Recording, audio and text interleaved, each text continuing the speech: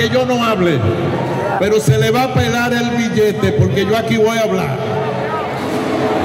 Óiganme, compañeros, tal como decía el compañero Antonio Peña Mirabal, este local antes necesitaba llenarse con la provincia completa de Santiago.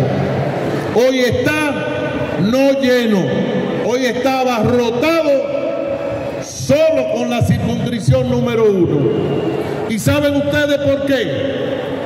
Porque el PLD es 50% más grande que en el año 2019.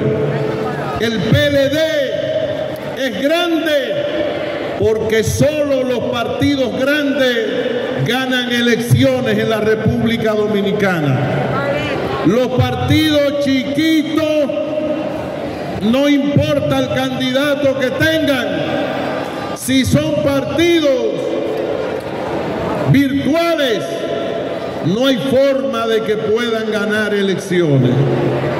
El PRM lo sabe, el presidente Abinader lo sabe, y por esa razón también sabe que el año que viene con quien van a tener que batirse es con el Partido de la Liberación Dominicana. Y le voy a decir algo, van a perder como ellos quieran. Si quieren perder por las buenas, perderán por las buenas. Y si quieren perder por las malas, perderán por las malas.